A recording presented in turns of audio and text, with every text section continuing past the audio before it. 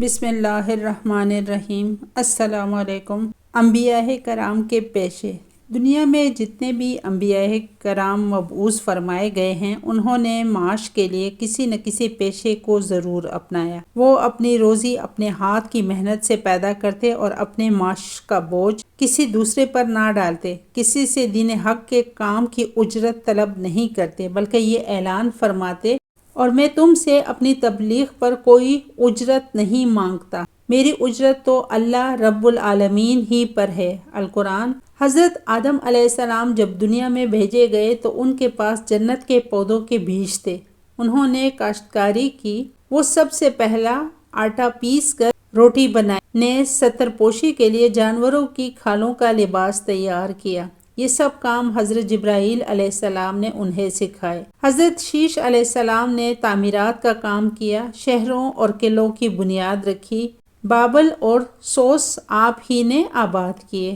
حضرت نوح علیہ السلام لکڑی کا کام کرتے تھے، آپ بڑی تھے، آپ نے کشتیاں بنائیں۔ حضرت ادریس علیہ السلام نے کپڑا بنا، ناپ تول اور اسلحہ بنانے کا طریقہ ایجاد کیا۔ حضرت ہود علیہ السلام اور حضرت صالح علیہ السلام تجارت کیا کرتے تھے۔ حضرت ابراہیم علیہ السلام اور حضرت اسماعیل علیہ السلام کھیتی باڑی کے علاوہ تعمیراتی کام بھی کیا کرتے تھے۔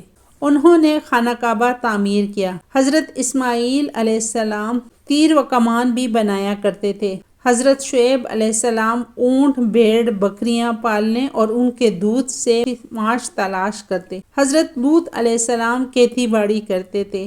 حضرت اسحاق، حضرت یعقوب اور ان کے فرزند بکریاں چرایا کرتے۔ حضرت موسیٰ علیہ السلام کھیتی باڑی کے ساتھ بکریاں بھی چرایا کرتے تھے۔ حضرت داؤد علیہ السلام کے لیے اللہ تعالیٰ نے لوہا نرم فرما دیا تھا، آپ لوہے سے زرہ اور دیگر اوزار بنایا کرتے تھے۔ حضرت ادریس علیہ السلام نے لکھنے اور درزی کا کام کیا۔ حضرت یونس علیہ السلام ماہی گیری کرتے تھے۔ حضرت عیسیٰ علیہ السلام ایک دکاندار کے ہاں کپڑا رنگا کرتے تھے۔ حضرت سلیمان علیہ السلام عظیم الشان سلطنت کے مالک تھے، آپ کا زیادہ تر وقت سفر میں گزرتا، لیکن جب بھی وقت ملتا اپنے ہاتھ سے پنکھے اور زنبیلیں بناتے۔